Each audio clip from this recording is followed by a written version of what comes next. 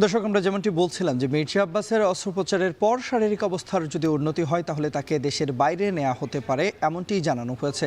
এবং এ বিষয়ে বিস্তারিত আমরা জানাবো আপনাদের, এবং একই সঙ্গে সবশেষ কী পরিস্থিতি সেই খবরাখবর জানাতে আমাদের সঙ্গে যুক্ত আছেন সহকর্মী আসিফ ইকবাল খান। যাচ্ছে আসিফের কাছে। আসিফ, অস্ত্রোপচার শেষ হয়েছে কিনা সেটি জানাবেন, এবং তাকে দেশের বাইরে নিয়ে যাওয়ার একটি কথা হচ্ছিল, সে ব্যাপারে কোনো তথ্য আপনি জানতে পেরেছেন কিনা, বিস্তারিত জানান আমাদের। তন্ময়, আপনার শেষ প্রশ্ন দিয়েই শুরু করি।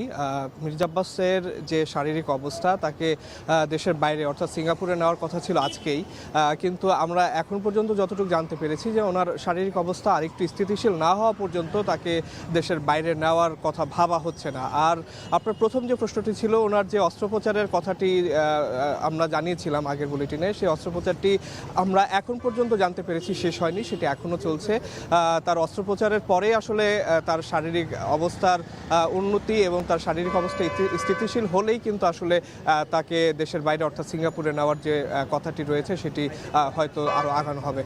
এখন আমরা ঠিক এভার কেয়ার হসপিটালের বাইরে রয়েছে, এখানে আমরা সংবাদকর্মীরা কিন্তু সারাদিন ধরেই অপেক্ষা করছি তার শারীরিক অবস্থা জানার জন্য।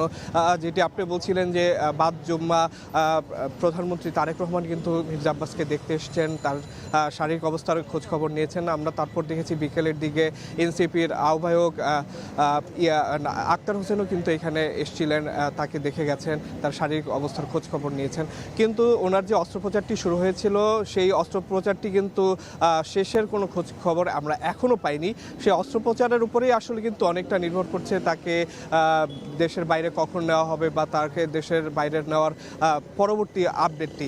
তো আমরা পরবর্তী আপডেট জানার জন্য অপেক্ষা করছি, সেই আপডেটটি পাওয়ার সাথে সাথেই দর্শকদের আপনার মাধ্যমে জানানোর চেষ্টা করব। তো এই ছিল আমার কাছে সর্বশেষ। তন্ময়। নিশ্চয়ই আসিফ, আমরাও নিশ্চয়ই আপনার মাধ্যমে দর্শকদেরও সবশেষ খবরাখবর জানাবো। দর্শক, রাজধানীর এভার কেয়ার হাসপাতালে চিকিৎসাধীন রয়েছেন প্রধানমন্ত্রী তারেক রহমানের রাজনৈতিক উপদেষ্টা ও বিএনপি স্থায়ী কমিটির সদস্য মির্জা আব্বাস। এ বিষয়ে সবশেষ খবরাখবর জানছিলাম, সহকর্মী আসিফ ইকবাল খান যুক্ত হয়েছিলেন সেখান থেকে। কালার এক্সপার্ট এবং ডার্ক জ্যাপ সমৃদ্ধ অরিক্স অ্যাডভান্স ডিটারজেন্ট পাউডার, আপনার লন্ড্রি এক্সপার্ট।